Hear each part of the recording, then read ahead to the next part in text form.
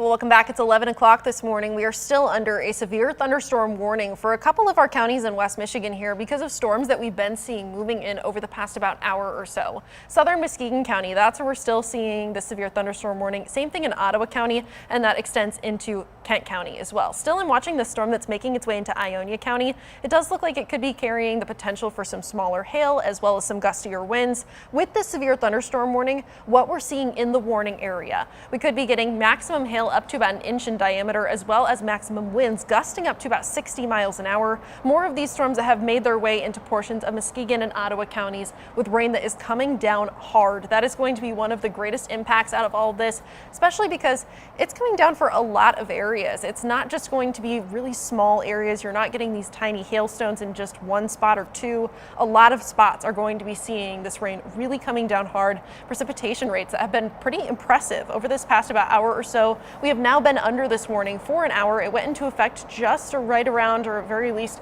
a little bit before 10 o'clock, and it remains in effect until at very least 11:15. Now, this is going to be staying in effect for these three counties right here, something that we're going to continue watching as we head into these next 15 minutes or so. I want to toss it over to Colton Woods, though. Meteorologist Colton Woods, he came in just a little bit ago. He said that, wow, there's been a lot of rain out there, and your drive in definitely did not sound like anything that I would want to be a part of, that's for sure. Yeah, Amber, the drive in was definitely a little bit rough. I live in Muskegon, Fruitport area, so it's about a 30-minute commute, and the entire drive on I-96, the highway was pretty much flooded, at least pretty ponded with water. So I was basically hydroplaning the entire drive in, and semi-trucks were even passing me going about 70, so that was pretty crazy. But it was a rough commute, and the rain is honestly a underrated threat with this, because how much rain we've seen across West Michigan definitely has been stacking up on the roadways, causing some issues. But another thing that I want to look at is velocity. This is basically monitoring the winds within the storm system itself. You can see this green area in southern Muskegon County especially. I'll point this out for you so you can see a little bit better. But in southern Muskegon County, they're really seeing the worst of the winds with this storm system. We're not expecting major wind with this by any means, but wind gusts up to 60 miles per hour are possible with this storm as it continues to march to the east at a pretty rapid pace, as well at 65 miles per hour. So we could see some 60 mile per hour wind gusts, especially in the Ravenna area, Gastonovia, Kent City, and eventually in Sparta as well. Coopersville getting a little bit of some stronger wind gusts, and also Nunica also. So this is really the area of the storm system that we're monitoring right now.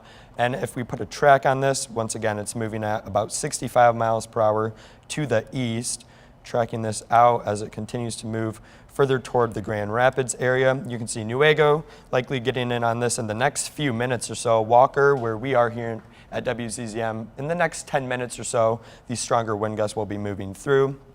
Grand Rapids itself, downtown Grand Rapids, right around 11:20 in the morning. That's when the gust of wind will move through. We're not expecting major wind with this, like I said. Wind gusts up to 60 miles per hour, which does do damage. It's definitely not something that you just want to write off, but this could bring up some damaging winds as it continues to move to the east. But one thing I have been noticing, especially looking at our other monitor here, that's also looking at velocity, the winds are at least weakening in the storm system as it continues to move off to the east. So that's at least some encouraging news, especially around the Ravenna area. That's where the strongest winds right now. But over the past several frames, we have noticed that the winds at least are dying down in intensity, so that's an encouraging sign for sure. And I think they will likely not extend this severe thunderstorm warning once it hits 11:15. I think it'll just expire, and that will be it most likely, at least based on the current winds that I'm seeing. I'm not seeing any reports either of strong wind gusts in excess of 60 miles per hour. So that's all encouraging news, at least for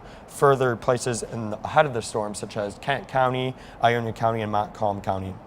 But once again, these storms will likely reach Ionia around 11:45 in the morning, Alma just before the noon hour, but by the time they get to Ionia and Alma, they will definitely start to be weakening, as these storms have been weakening over the past several frames or so. But I do also want to take a look at precipitation rate, because this is what I was dealing with my drive this morning. It was pretty rough, like I mentioned. We had some very strong precipitation rates. Thankfully, they're at least a little bit weaker than they were previously, about 30 minutes or so ago. ago, but still definitely something you want to keep in mind if you're having plans of traveling in southern Muskegon, northern Ottawa, or even into much of Kent County, also toward Ionia County. Ionia County is actually dealing with the heaviest rain right now.